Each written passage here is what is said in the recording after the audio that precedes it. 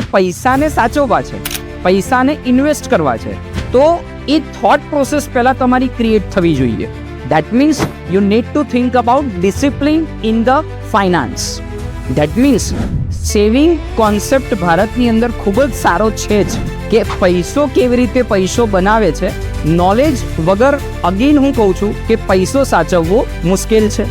Van ever you are thinking about money, make sure કે પૈસાનું જ્યારે સંચાલન કરતા હોય ત્યારે મની અને સેન્સ કોન્સેપ્ટની જરૂર કેમ છે. જો કોઈ પણ માણસની પૈસા સાથેની પર્સનલ હિસ્ટ્રી ખરાબ હશે તો શું એ એની આવનારી લેગસીમાં આ વસ્તુ ટ્રાન્સફર કરશે કે નહીં? હવે એનો જવાબ તમે પરફેક્ટલી સાંભળજો અને વિચારજો. તો સૌથી પહેલાં દરેક યુવાન માણસે, દરેક માતા પિતાએ એક ચોક્કસ વસ્તુ વિચારવાની જરૂરિયાત શું છે કે act of doing is more important then act of telling. એટલે કે પૈસાને જ્ઞાન વગર સાચવવો મુશ્કેલ છે જ. અગર એ નહીં હોય તો પૈસો વહી જ જવાનો છે, જેમ નદીમાં વહી જતું પાણી છે એ જ રીતે. તો આ કોન્સેપ્ટને જ્યારે તમે વિચારશો તો સૌથી પહેલાં માઇન્ડમાં તમે એ લાવો કે પૈસાને સાચવવા છે, પૈસાને ઇન્વેસ્ટ કરવા છે, તો એ થોટ પ્રોસેસ પહેલાં તમારી ક્રિએટ થવી જોઈએ. એ થોટ પ્રોસેસ માટે તમારે તમારી હેબિટ ઉપર વર્ક કરવાનું છે. દેટ મીન્સ તમારી હેબિટ જો સારી હશે તો તમારા જે સપનાઓ છે એ તમે સારી રીતે બિલ્ડ કરી શકશો. That means you need to think about discipline in the finance. એટલે પૈસા સાથે તમે જો ડિસિપ્લિન ક્રિએટ કરશો તો automatically you will gain this compounding result in the long term. તો હવે વિચારો કે પૈસો અને સેન્સ આ બે વસ્તુને એક પ્રેક્ટિકલ લર્નિંગમાં અપ્લાય કરવું હોય તો બાળકની અંદર આપણે કેવી રીતે કરી શકીએ છીએ. તો હું બહુ સિમ્પલ એક્ઝામ્પલ કહું. આપણી ભારતની જે ટ્રેડિશનલ સિસ્ટમ છે એની અંદર એક સરસ મજાની વાત શું છે કે દરેક ઘરમાં બાળક હોય એટલે એક નાનો પિગી બેગ એટલે કે એક પૈસાનો ગલ્લો હોય જ. ધેટ મીન્સ સેવિંગ કોન્સેપ્ટ ભારતની અંદર ખૂબ જ સારો છે જ, પણ આ કોન્સેપ્ટને જો આપણે ઇન્વેસ્ટિંગ જર્નીમાં એને શીખવાડીશું અને એને એક નવા ટ્રાન્સફોર્મેશન સાથે લઈ જઈશું તે ખૂબ જ અગત્યનું બનશે. એટલે પૈસો જો પિગી બેંકની અંદર રહેશે તો પહેલું કામ તો પરફેક્ટ થઈ જ ગયું છે કે સેવિંગ થઈ ગયું છે. પરંતુ જો તમારે એ બાળકને શીખવવું હોય કે પૈસો કેવી રીતે પૈસો બનાવે છે તો સૌથી પહેલાં તમારે પણ એ શીખવું પડશે. અને એ શીખવા માટે ચોક્કસથી તમારું પોતાનું નોલેજ તમારે ગેઇન કરવું પડશે. નોલેજ વગર અગેન હું કહું છું કે પૈસો સાચવવો મુશ્કેલ છે. તો હવે આ જ કોન્સેપ્ટને થોડું ડિટેલમાં લઈ જાઓ. દેટ મીન્સ લેટ્સ સે બાળકને તમે સ્મોલ હેબિટ્સ ક્રિએટ કરાવો, એટલે કે સેવિંગની સાથે સાથે એના ફંડામેન્ટલ ઇન્વેસ્ટિંગ કમ્પોનન્ટ તમે પણ શીખો અને એની અંદર પણ ઉતાર. હવે જો પૈસાની સમજણ વધારે બાળકમાં કેળવવી હોય તો એનું એક બીજું પ્રેક્ટિકલ એક્ઝામ્પલ તમને આપું. લેટ્સ સે તમે એવું વિચારો કે તમે જ્યારે ખરીદી કરવા જાઓ છો ત્યારે તમારું બજેટ છે 5,000ની અને તમે એ જ શોપિંગમાં તમે 25,000નું બાઇંગ કરો છો. દેટ મીન્સ તમારું જે શોપિંગ થયું એ 25,000 થયું અને બાળક તમારી સાથે જ છે. તો આ કોન્ટ્રાક્ટ કન્સેપ્ટ બાળક એબ્ઝોર્બ કરતું જાય છે એના મગજમાં. દેટ મીન્સ તમારું ઇમ્પલ્સ બાઇંગ બાળકને ફ્યુચરમાં એ જ ટ્રેનિંગ આપી રહ્યું છે. એનું મગજ પણ એ સ્વીકારી રહ્યું છે કે 5ની જગ્યાએ 25 ખર્ચી લેવાય. But it is a kind of a bad habit. તો હવે આપણે એ જ સમજવાનું છે કે બાળકની અંદર જો પૈસાનું સાચું મનોવિજ્ઞાન નાખવું હશે તો સિમ્પલી તમારે તમારું જે એક્ટ ઓફ ડુઈંગ છે એના ઉપર વર્ક કરવું જ પડશે. એ ફંડામેન્ટલ એ ધીરે ધીરે સબકોન્શિયસલી બાળક એ એબ્ઝોર્બ કરશે અને એ જ વસ્તુ પ્રેક્ટિકલી સેન્સમાં અપ્લાય કરશે. So when ever you are thinking about money, make sure તમે વિચારો કે સૌથી ગ્રેટેસ્ટ ગિફ્ટ કઈ હોય કે બાળકને સંપત્તિ આપીને જવી? તો ના, સંપત્તિથી સમૃદ્ધિ તો છે જ, પણ ક્યારે? જ્યારે સફિશિયન્ટ નોલેજ હશે ત્યારે. That means the greatest gift you can give to the next generation, that is knowledge of money, how you can build and how you can manage. Let them indicate કે એમને એ શીખવો કે delayed gratification is the key to the success. એટલે instant બધું નહીં મળે. આજના જમાનામાં સૌથી મેઇન પ્રોબ્લેમ શું છે? Attention concept. એટલે કે બાળકો હવે ઝોમેટો, ઝેપ્ટો, સ્વિગીના જમાનાના છે, તો ઓબ્વિયસલી એમને ઇન્સ્ટન્ટ ગ્રેટિફિકેશન આવશે જ. અને જો પૈસાના મનોવિજ્ઞાનને સમજવું હોય તો સૌથી અગત્યની વાત છે ડિલેડ ગ્રેટિફિકેશન. દેટ મીન્સ બધું પેશન્ટલી થવાનું જ છે.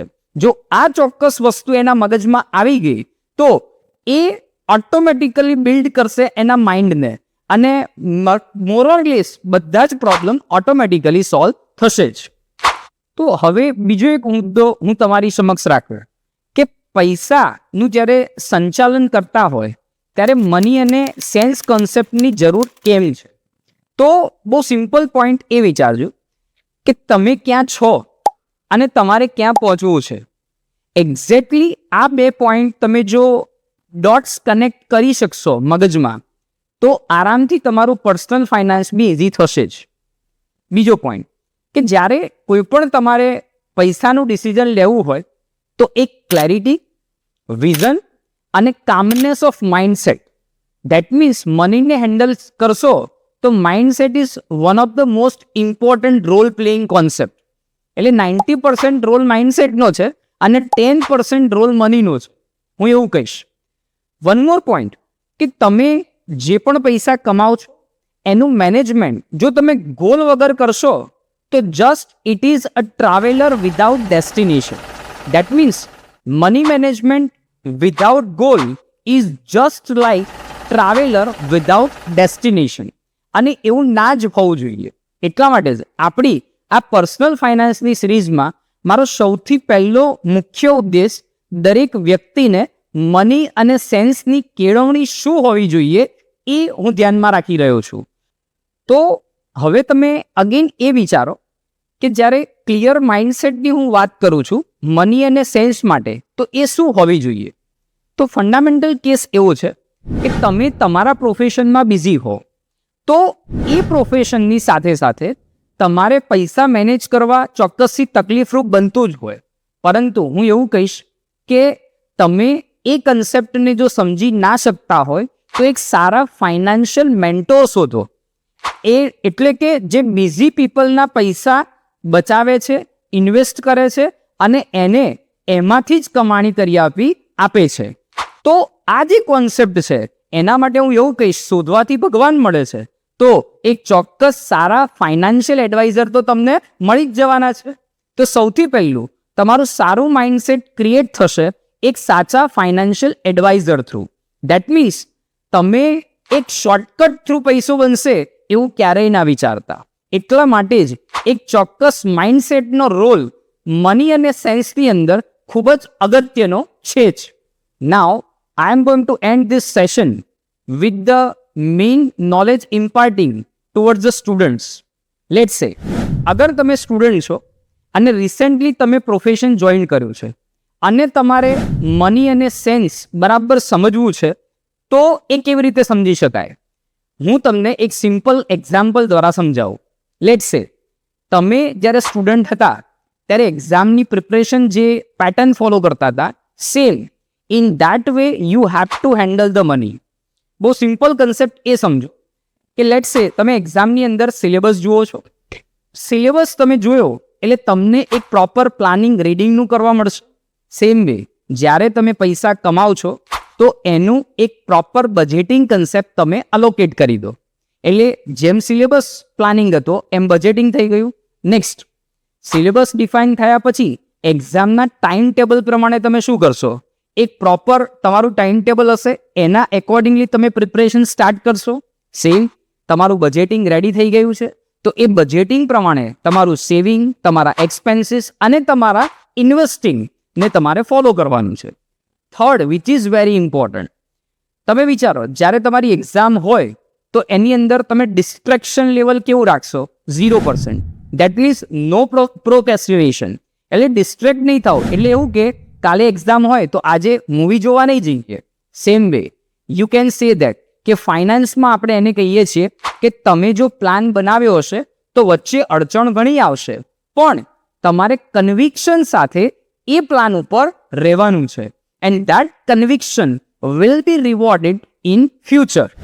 દેટ મીન્સ તમે જેટલો પ્રોપર પ્લાન બનાવ્યો છે એક્ઝેક્ટલી એનું એક્ઝિક્યુશન પણ તમારે જ કરવાનું છે.